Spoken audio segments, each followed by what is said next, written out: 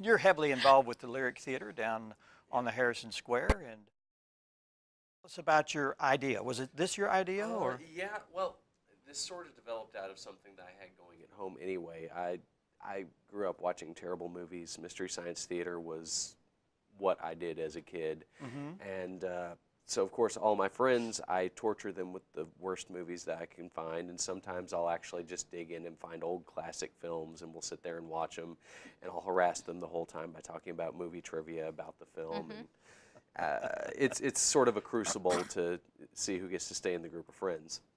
But I kind of got to talking to some folks about these movies outside of the core group, and they said, man, you should just do that. I mean, if you've got access to the Lyric. So I talked to people and located a good time slot, which is Sunday evenings, and found some royalty-free films that we could start off with to save a little bit of money in the beginning, and that's where we're going from there. You said you have quite an extensive library yourself that you're able to. Yeah, it's not any kind of a super achievement. It's just due to the fact that anytime I would find one of those bricks of 50 classic sci-fi or horror movies for $5, I would get them. So I just have several of those bricks of films, and the reason that those movies were available like that is because they're royalty-free. Right. So. So what? Give us an idea of some that are upcoming, or. Well, we started off with the Little Shop of Horrors. That was the first one we showed this year, and for folks that aren't familiar with it, it's not a musical. It was a film by Roger Corman, done in, I think, what was it, 68, something like that. And it's a very dark comedy. We moved on from that to Attack of the Giant Leeches, which is another Roger Corman film. For folks that come and watch all of the movies that I've got to show, there's going to be a strong theme of Roger Corman with these terrible old sci-fi movies from the 50s and 60s. But he had a certain way of putting these movies together. He is famous for being able to put together a competent working machine of a film on the lowest budget in the shortest time period possible. If I remember correctly, he put together Little Shop of Horrors sort of on a bet that he could make a movie that fast and that cheap, and he did, and it came off, and it's a classic. So I've got great respect for him, and he's still involved in the filmmaking industry to this day. For people that see those really cheesy movies on the Sci-Fi Channel, Sharktopus and things like that, he's still involved in that in a production capacity, and he's made cameos in those films as well. He's still around? Yeah, as far as I know. Knock on wood, we've still got him for a little while left. He was popular in the 60s, I guess? That's when he peaked with all of his filmmaking. He sort of had a good luck charm back in the old days with Dick Miller as an actor.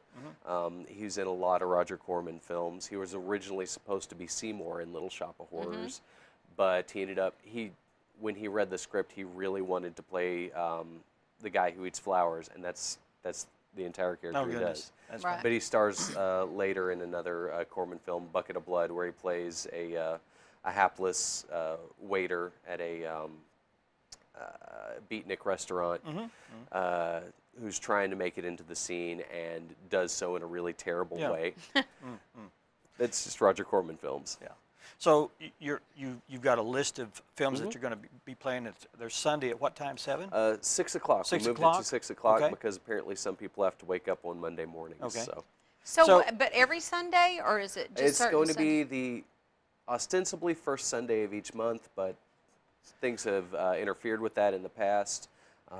The next showing that we're having coming up is going to be the 26th of May, because we're in Forum, and that takes up the first 2 weekends of May. There's something going on the next weekend there. So it's going to be the last weekend of May and the first weekend of June, so we get to do back-to-back films. The May show is going to be, it's Destroy All Planets, which is also known as Gamera versus Virus. Came out in 1968 because Godzilla King of the Monsters is premiering on the 31st of May, so I figured two giant monster films, might as well put them together. Godzilla and Gamera have a history cinematically. The Godzilla films came out, the first one came out in the 50s, I think it's 1954, and that whole genre of films, the kaiju films, the big rubber monster films, just it's what Japan loves. The people loved it. So and that was the Toho studios. So a competing studio, Daiei, decided they were going to get into the giant monster business, and they created Gamera, who is whereas Godzilla is a giant lizard, Gamera is a giant turtle who breathes fire and Oh, flies. I've seen some of those scenes. Yes, it's Alrighty then. ridiculous. Absolutely I'm ridiculous more stuff. interested in the fact that they build these scaled down cities. Yes. And that it's a one take. Has to Right. be a one Yep, take. because they set 'Cause that they're stuff on gone. fire Yeah. and blow it Yeah. up. Yep. So now, are you going to be available to introduce these movies on stage Yes. and have trivia and? I try to keep the trivia as light as possible Or maybe some because these background people aren't my information. friends. But yeah, I give them a little background on the film, when it was released, any interesting things that happened around that time.